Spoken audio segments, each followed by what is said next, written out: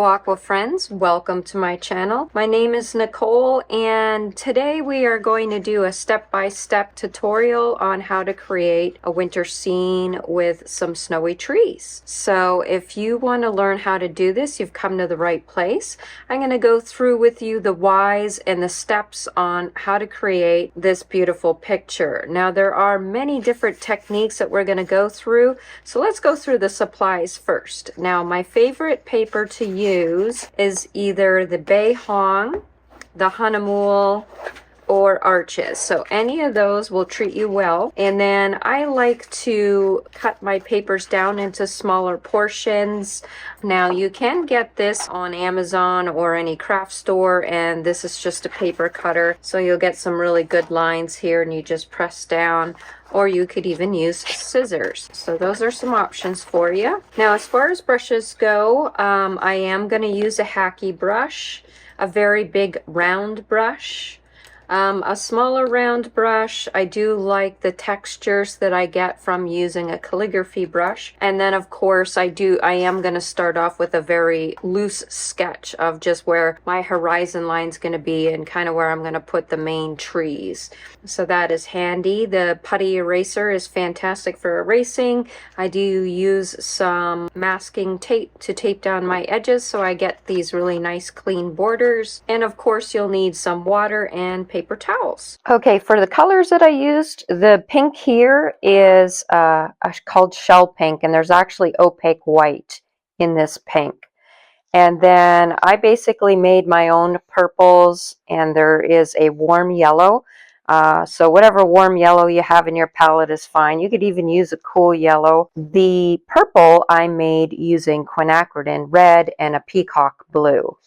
So I just mix my own purples here to make the clouds in the sky and the foreground here, as well as the trees. So everything's very cohesive. You have a limited palette, and it's going to look good when you're not throwing too many colors there. So let's get started. So for this painting, I decided to paint the horizon and foreground in 2 steps. So we're going to start off with painting the sky.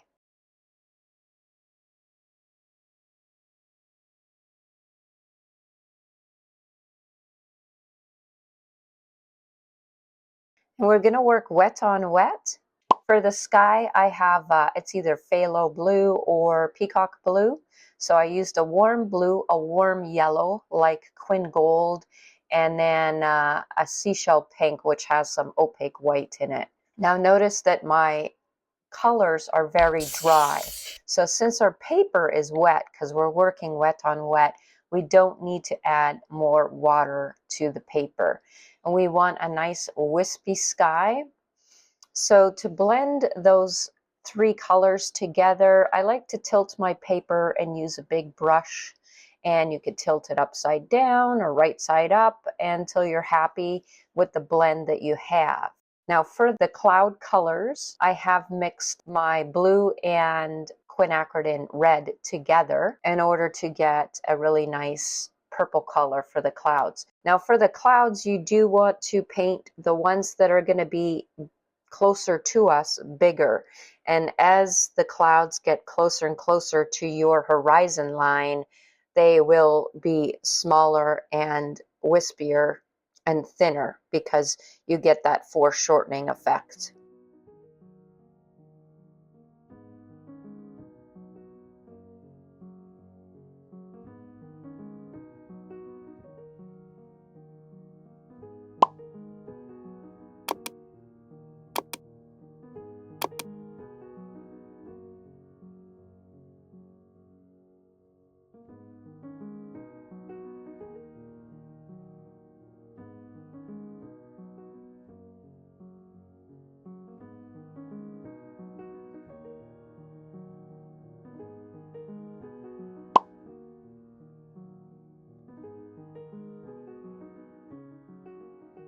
So once you're happy with your clouds and your sky, I'm just drying that layer so that I can work on the foreground snow.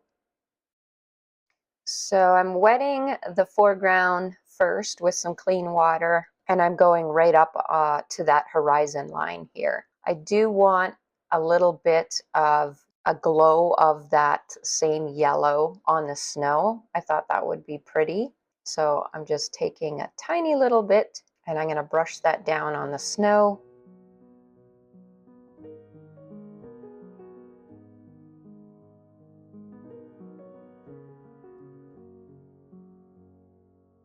Now I'm going to come in with those blues.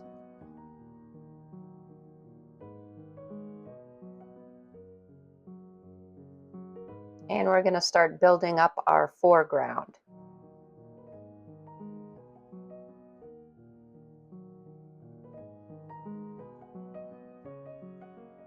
So all the colors that we've used so far, that's going to be reflected on the snow. So we're using the exact same colors so that our painting is nice and cohesive.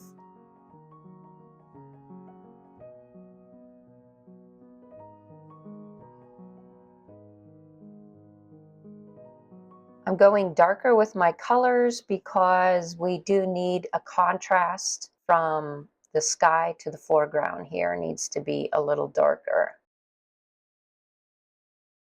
Your paintings won't pop unless you have contrast.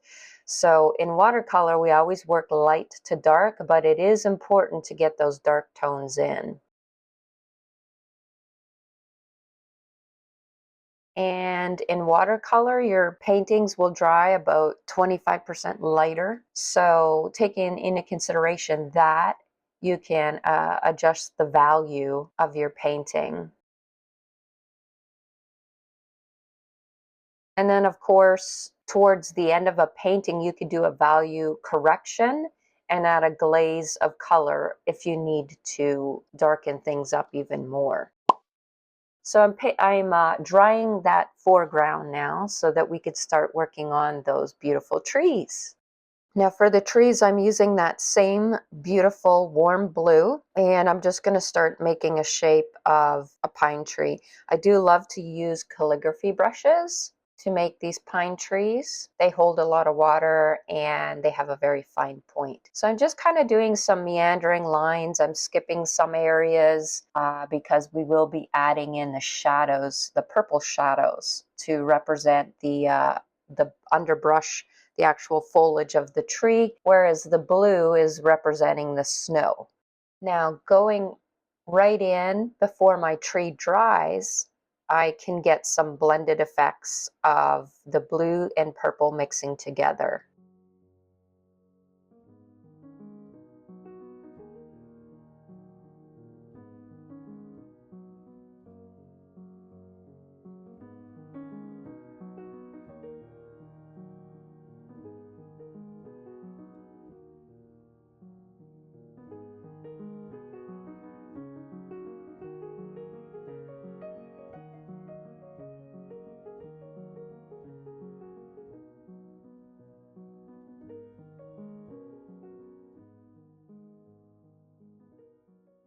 Now I'm going to get a nice big tree here, which is pretty much our focal point.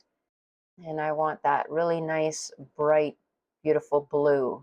So we're working wet on dry for these trees, but once we add our purple, we're actually working wet on wet. So you're going to have some nice blended areas. You're also going to have some nice sharp edges.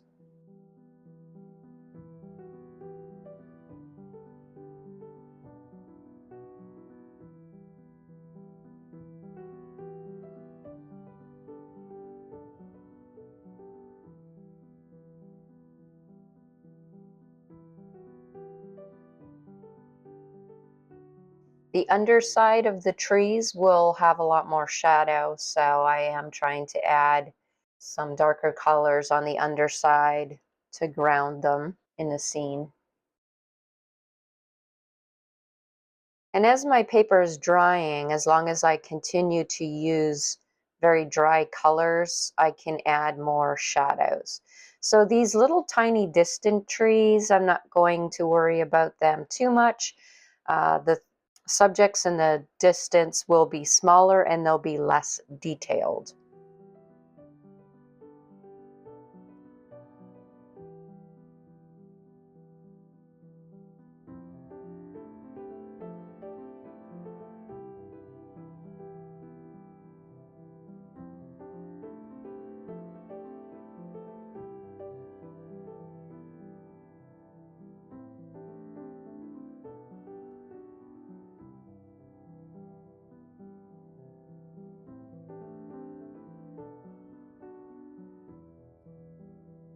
One more lone tree here on the side.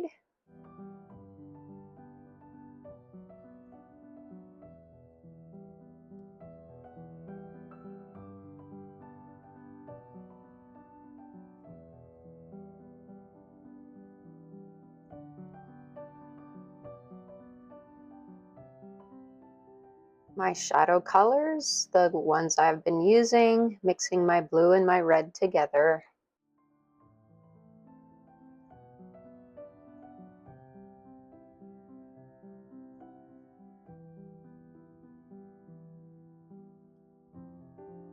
Now I felt like that glowing yellow in the foreground needed a bit of extra color.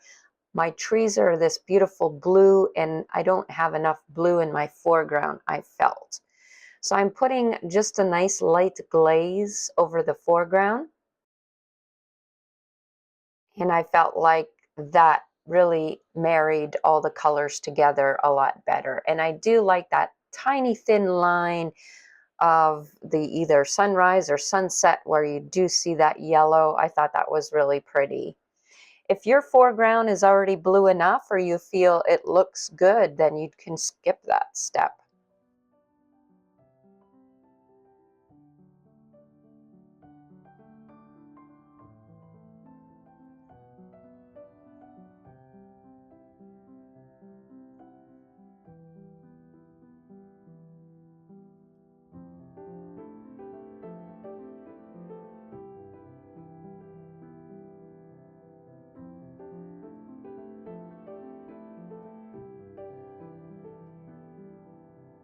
Now that my whole painting is dry, I'm going back in with my purple to get a few more strokes for the foliage to shape the trees. And that is it. After a few dry details for the trees, you could remove your tape. You guys just created a masterpiece. Congratulations. Let me know what you think about this in the comments below. If you like my artwork and you got value out of this video, please like and subscribe. I'll see you guys next time.